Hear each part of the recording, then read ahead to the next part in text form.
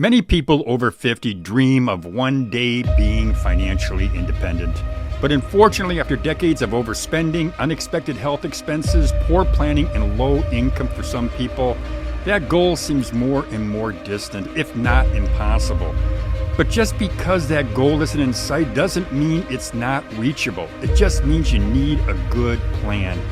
I'm going to outline a plan that can help you achieve financial independence, or at the very least, can help you live a more financially comfortable life. Achieving financial freedom is difficult, if not impossible, without a plan. So let's start with a step that is obvious, but a step that's rarely taken. Save. You know, it's important to have at least 3 months worth of expenses saved up. If you don't, that should be your singular focus, and you're going to want to do that for 2 important reasons. First, you're now unprepared for any emergency that will require cash, and yeah, many emergencies do require cash. Now, if you don't have it, you're going to have to go into your high interest rate credit cards, and that's only going to plant you deeper in the hole.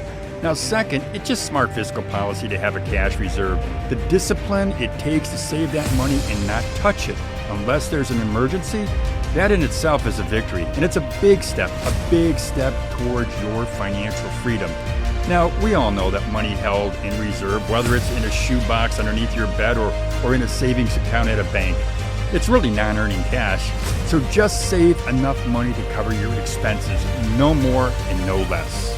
Step number 2, create a financial plan. You know, a financial plan can work for most folks. The problem is most people don't have a plan.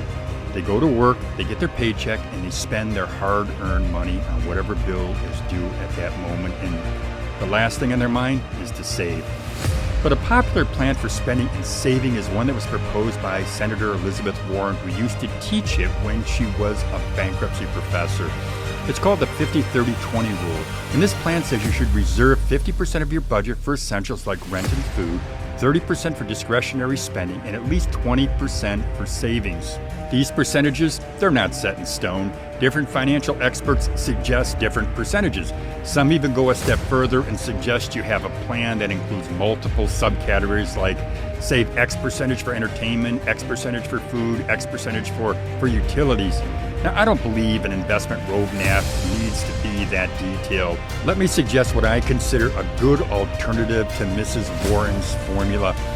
Instead of following her 50-30-20 rule, I suggest following a 75-25 plan. Now, this plan reserves 75 cents of every dollar to cover your bills, 20 cents to investing, and 5 cents gets pumped into your savings account, keeping you at a minimum of 3 months of expenses in that account.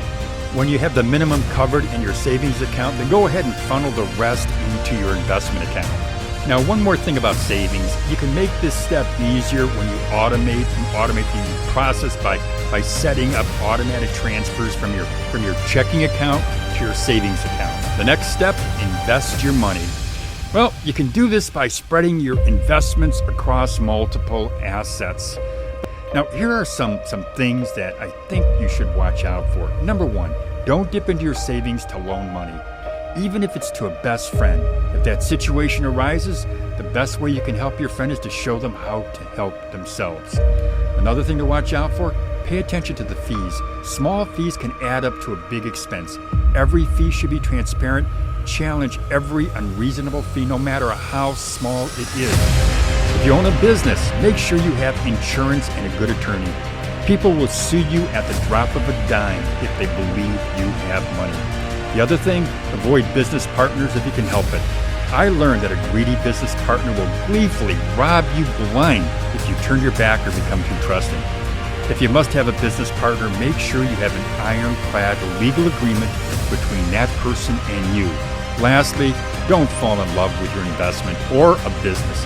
View both as assets that can be bought and sold. Well, my friends, I've just given you 5 steps that I believe will be of major help to you if you are striving, if you're determined to become financially independent.